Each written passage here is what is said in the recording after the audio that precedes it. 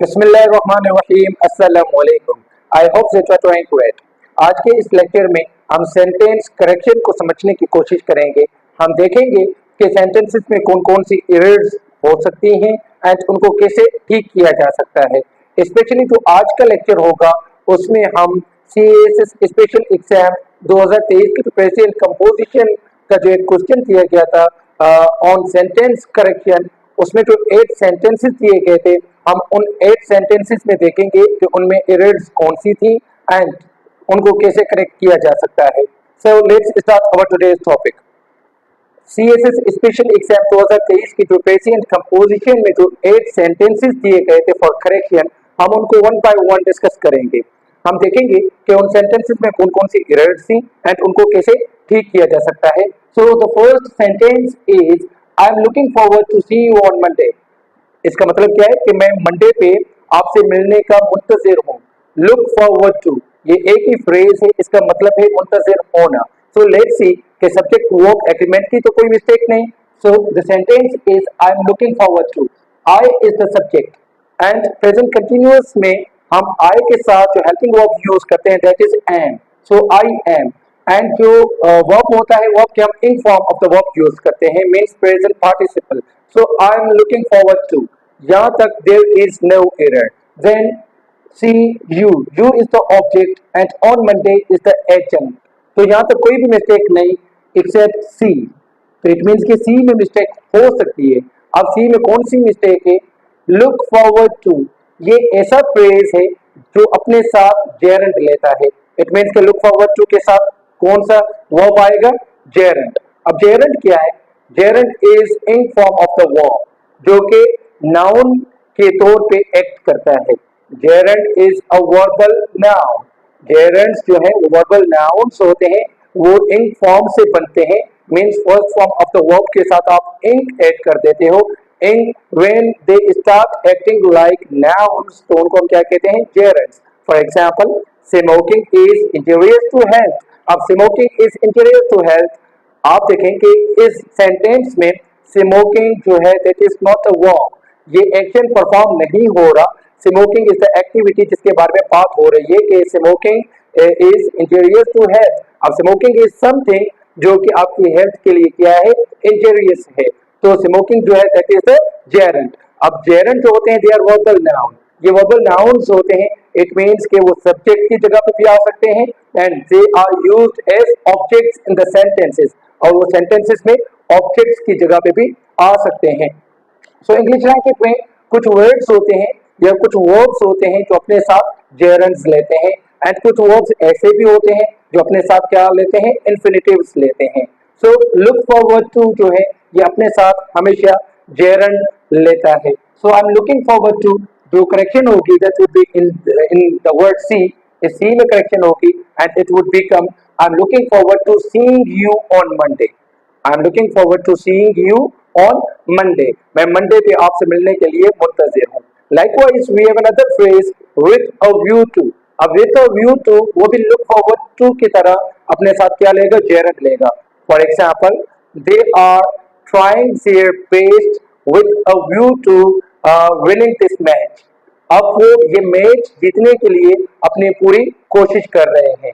Likewise there are so many words जिनके साथ gerunds use होता है, जैसे enjoy. For example I enjoy playing tennis, I enjoy playing tennis. Likewise avoid, अब avoid के साथ भी आप जेरेंट यूज करते हो, you do not use infinitive. जैसे for example she avoids eating spicy food, she avoids eating spicy food. Likewise be good at, इसके साथ भी आप क्या यूज करते हो? जेरेंट यूज करते हो। जैसे for example I am good at playing cricket, I am good at playing cricket means मैं क्रिकेट खेलने में अच्छा हूँ, तो उसके साथ भी आप जो है जेरेंट यूज करते हो। Likewise I am used to getting up early in the morning, I am used to getting up early in the morning. So be used to के साथ भी जो है वो हम क्या यूज करते हैं? जेरेंट्स यूज करते हैं। ये लिस्ट जो होती है वर्ड्स वो आपको इंटरनेट पे भी मिल जाएगी एंड जो बुक्स हैं जैसे grammar in use by Raymond Murphy, तो उस बुक में से भी आप इनको इन डिटेल पढ़ सकते हैं एंड इनको आपने मेमोराइज करना होगा। So the second sentence is how many students are ready to give the test today. अब इसका मतलब क्या है कि आज कितने स्टूडेंट्स तैयार हैं टेस्ट देने के लिए। So how many students are ready, यहाँ तक तो there is no mistake. The test today, again there is no mistake in the test and today. Test में भी कोई मिस्टेक नहीं एंड टुडे में भी कोई मिस्टेक नहीं। सो मिस्टेक कहाँ पे है? गिव में। अब गिव द टेस्ट नहीं होता, टेस्ट कौन देता है? टीचर्स। और जो स्टूडेंट्स होते हैं वो टेस्ट लेते हैं। So the correct word would be, जो वर्ब यूज होगा यहाँ पे करेक्ट, वो या तो डू होगा या तो take. So you can say how many students are ready to do the test today, और you can say how many students are ready to take the test today, to take the test today। so take use होगा, take is the most appropriate word जो use होता है with the test जब students लेते हैं। teachers give the test, or you can say teachers make the test। अब test जो देते हैं या बनाते हैं वो कौन होते हैं? teachers होते हैं। And the third sentence is, I contacted my 5 colleagues, but all of them didn't respond। I contacted my 5 colleagues, but all of them didn't respond। Again, हम देखेंगे कि कौन सी एरर है इस सेंटेंस में। I contacted my 5 colleagues, this is the one clause, ये एक clause, and another is all of them did not respond, that's another clause। and ये दोनों क्लोजेस कनेक्टेड हैं विथ बट के साथ, एंड जो बट है दैट इज कोऑर्डिनेटिंग कंजंक्शन। हम यूज करते हैं coordinating conjunction in compound sentences. It means जो इंडिपेंडेंट क्लोजेस होते हैं उनको कनेक्ट करने के लिए we use coordinating conjunctions, whereas जो एक सबऑर्डिनेट क्लॉज होता है, दूसरा जो है इंडिपेंडेंट क्लॉज होता है, उनको आपस में कनेक्ट करने के लिए we use subordinate conjunctions। so but जो है that is a coordinate conjunction। it means कि ये जो दोनों clauses हैं they are independent, ये independent है, none of them sorry neither of them is dependent, इन दोनों में से कोई भी dependent नहीं। अच्छा, कंपाउंड सेंटेंसेस में हम कोऑर्डिनेटिंग कंजंक्शंस यूज करते हैं। अब वो जो क्लॉजेस होते हैं दे आर इंडिपेंडेंट। अब ये जो कंजंक्शन यूज होता है इससे पहले हमने कोई ना कोई क्या देनी होती है? कॉमा। कंजंक्शन से पहले in the compound sentence we use comma, हम कॉमा देते हैं लास्ट में। ओके, सो इट मींस कि देयर आर 2 मिस्टेक्स इस जो है सेंटेंस में, देयर आर 2 एरर्स। एक एरर जो है कॉमा वाली, कॉमा इज मिसिंग, तो कॉमा आएगी before the conjunction and then conjunction but. Now you see ये जो all of them, all and दूसरा डिड नॉट, ये डबल नेगेटिव हो रहा है, डबल नेगेटिव। अब डबल नेगेटिव का क्या मतलब? उसका मतलब ये है कि नेगेटिव सेंटेंसेस में we do not use all. Usually all is not used in the sentences that give you negative sense. जो आपको नेगेटिव सेंस देते हैं सेंटेंसेस, उनमें अमूमन ऑल यूज नहीं होता। So to make it correct, इसको करेक्ट करने के लिए हम ऑल ऑफ देम को ऑल ऑफ देम की जगह पे क्या यूज करेंगे? नन। या simply you can replace all with none. आप ऑल को नन के साथ रिप्लेस कर दोगे, so the sentence would be none of them responded, none of them responded. अब नन का मतलब क्या है? Not any, not any of them responded. अब नन भी क्या है? नेगेटिव, तो नन के साथ we won't be using did not, हम डिड नॉट यूज नहीं करेंगे। So the sentence would be affirmative.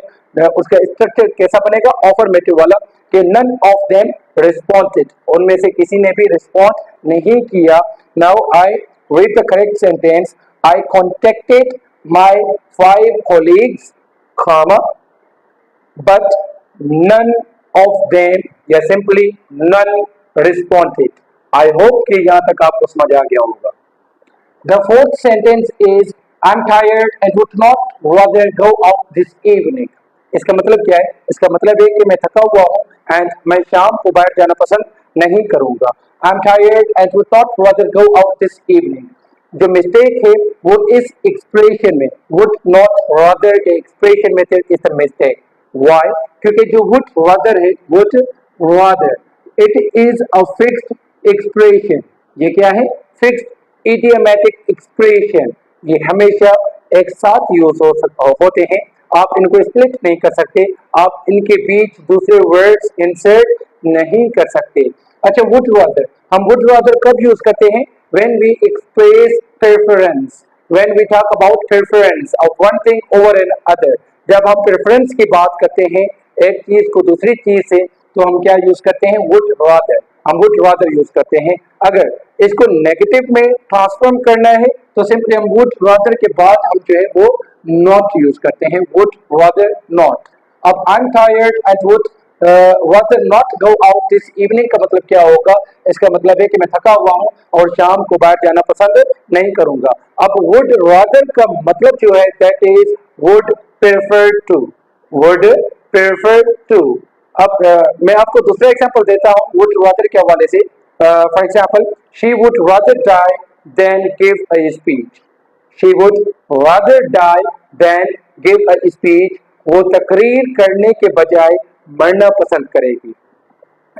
और मैं दूसरा भी एग्जांपल देता हूं कि I would rather not go to the party, I would rather not go to the party, मैं पार्टी में जाना पसंद नहीं करूंगा। So this is how we form sentences by using would rather not. इसकी करेक्शन भी कैसे होगी? The correct sentence would be I am tired and would rather not go out this evening. So आपने वुड रादर के usage को समझना है। The fifth sentence is our economical situation is worsening day by day. अब ये किस sense में दिया गया है? ये इसके मतलब मैं उर्दू में बताता हूँ कि our economical situation is worsening day by day means दिन ब दिन हमारी मुआशी सूरत हाल जो है वो बदतर होती जा रही है या खराब होती जा रही है। तो इकोनॉमिकल, अब इकोनॉमिकल जो है that is not related to money, ये मनी के साथ रिलेटेड नहीं है। किसी भी रिसोर्स को सही से इस्तेमाल करना या मनी को सही से केयरफुली स्पेंड करने को हम इकोनॉमिकल कहते हैं। अब जो मुआशी सूरत हाल होती है उसके लिए हम वर्ड इकोनॉमिक यूज करते हैं, economic, not economical but economic. So यहाँ पे जो होगा इकोनॉमिकल को हम रिप्लेस करेंगे with economic. So our economic situation is worsening day by day, दिन ब दिन हमारी मुआशी सूरत हाल खराब होती जा रही है। The sixth sentence is one can find useful information about eating nutritiously on the internet. अब इसमें एरर को स्पॉट करना दैट इज वेरी इजी। कैसे? One can find useful information about eating nutritiously on the internet. I am asking you कि whether या do we eat nutritiously on the internet, क्या हम गिजाइत से भरपूर गिजा खाते हैं इंटरनेट पे? इसका मतलब क्या है? Eating nutritiously on the internet, internet पे गिजाइत से भरपूर गिजा खाना, ऐसा मुमकिन ही नहीं है। तो सो जो एरर है that is in its usage.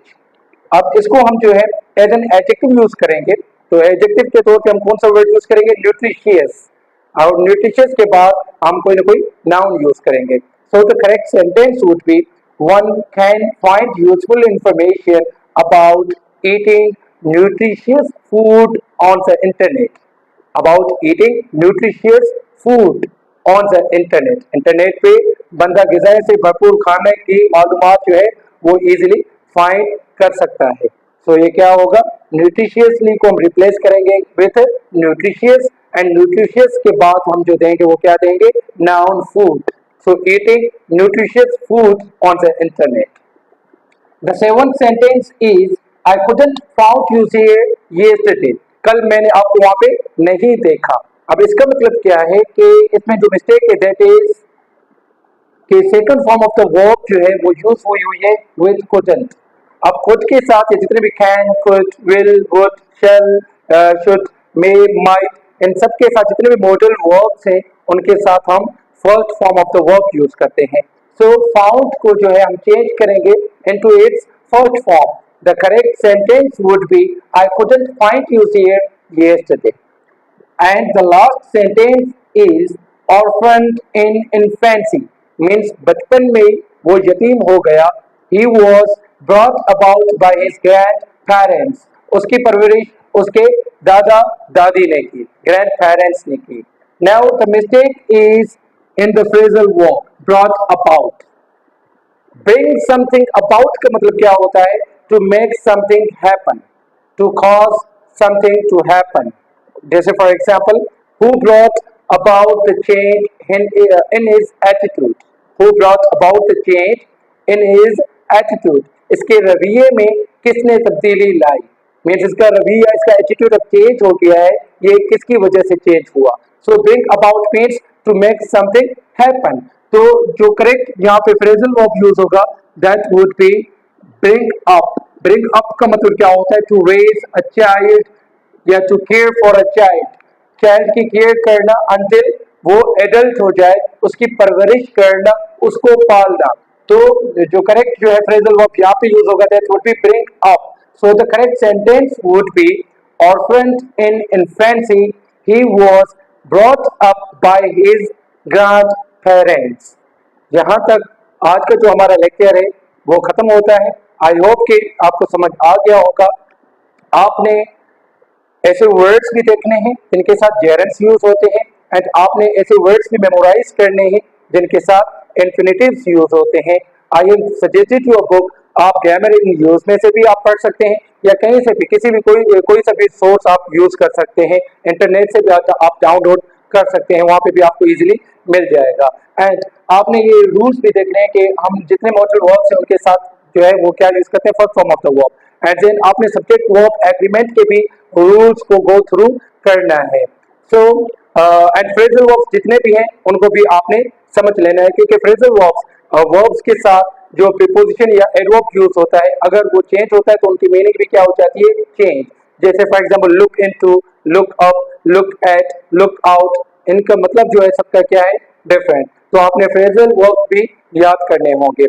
I hope कि आपको लेकर समझ आ गया होगा। If you have any question और confusion you may ask me in the comment box. Like and share the video and kindly subscribe to my YouTube channel. Thank you so much. Allah Hafiz.